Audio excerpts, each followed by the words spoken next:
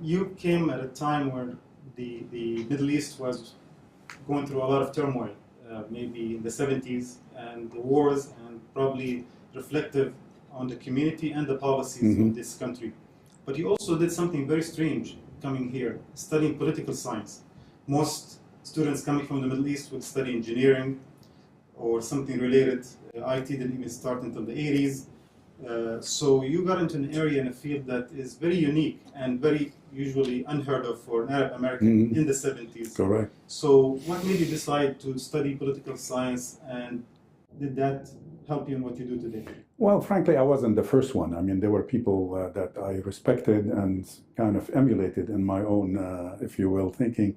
There were people before me that have done that. You have basically the Hisham Sharabis of this world, the Edward Said of this world, the Nasir Aruri of this world, the Ibrahim Abulughds of this world. These are leading Arab American figures that played a key role in the history of our community, and that attempted, if you will, to serve the cause of our people by professionally seeking, if you will, a voice for Arab Americans in not only in public affairs but also in the politics of this country. I agree with you that it was strange. Frankly, I was just like any other Arab student that came to this country. I was thinking of maybe medicine or engineering. Right. Typical of all, particularly during that period of time. But again, I refer you to what I said earlier. There was this personal yearning for understanding that was almost an obsession with me as a young man, trying to understand, why what happened to us in Palestine happened, and why this international, if you will, policy of neglect toward the Palestinians and total support for the Israeli side. Without question, particularly at that point. And the period was indeed turbulent, as you described in your question, because frankly, the war of '67 was a very serious turning point for us as a community in this country. '67, I believe that war signaled a serious kind of reassessment of our role as a community, as Arab Americans in this country.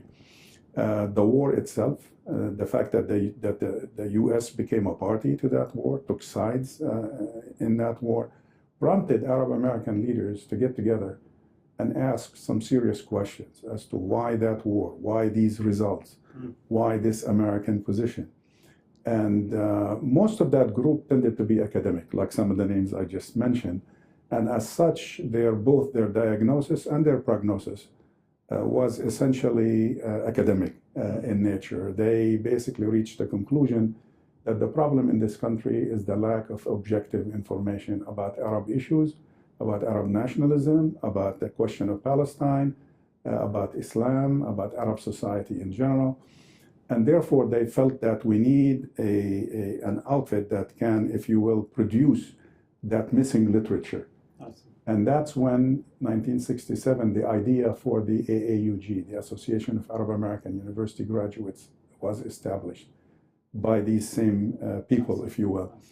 And that created a small think tank based initially in Michigan, later in Massachusetts, that produced over the years more than 100 publications that filled, if you will, the academic lack of objective information on the Arab-Israeli conflict, for example, where many textbooks have been produced by immigrant academics from Egypt, from Palestine, from Lebanon, from Syria, and so on. Mr. Jahshan, today, who represents the Arab American community in the U.S.? Who speaks on its behalf, especially with the government? Or who engages with the Arab community as an organization? Is there one entity? Are we so many entities? Are we unified somehow behind one voice? Or are we, each one speaks for his own? I think each one speaks for his or her own at this time. We did have maybe a short period of time over the past 30 years where we had some, like I said, unifying factors that prompted certain organizations, 1, 2, or 3 at a time, to represent the community. But today, the state of affairs in the community is such that no one really speaks for the community. There are multiple voices. In a way, this is positive. I'll tell you why. It is positive in the sense that we live in a democratic society. And in a democratic society, nobody owns any perspective that is kind of like the sole legitimate perspective of an ethnic community in a diverse, individual-based, individualistic society like American society. Some people attempted to do so, and for a while, I mean, some organizations attempted to do so. For example, in 1967 to 1972, there was only AAUG, so that became de facto, if you will, a spokesman for active Arab Americans. 1972, NAAA was born, the National Association of Arab Americans, and got involved directly in politics, not just research. So it became a vocal voice here in Washington, and that was the purpose of it. 1980, you had ADC emerged to defend, if you will, the civil rights of Arab Americans and became the vocal organization in defense of civil rights.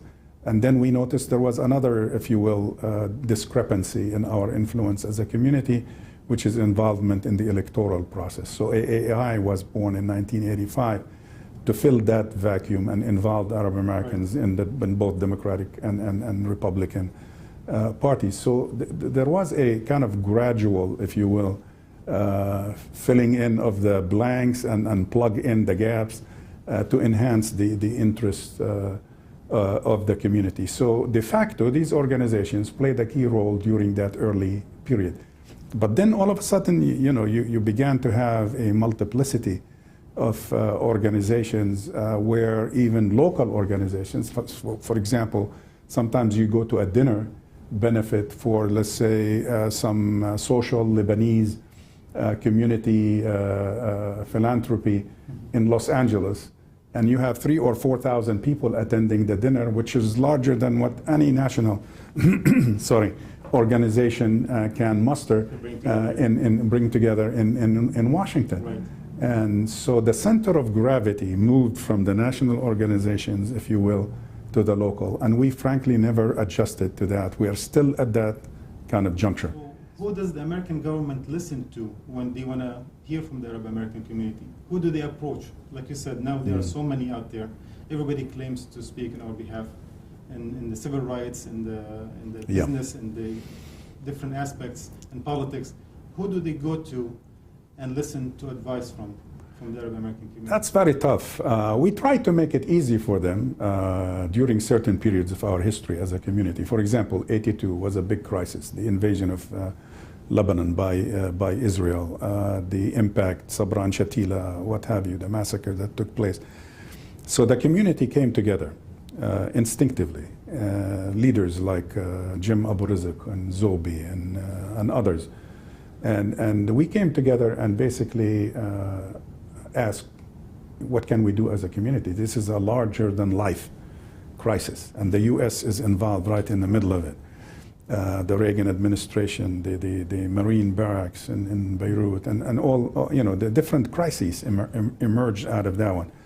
And we formed something unique at the time, which was called the Council of Presidents of National Arab American Organizations, where we invited the major organizations at the highest level, the level of presidents or executive director, and we formed like a club, if you will, an organization to speak on behalf of the community in unison.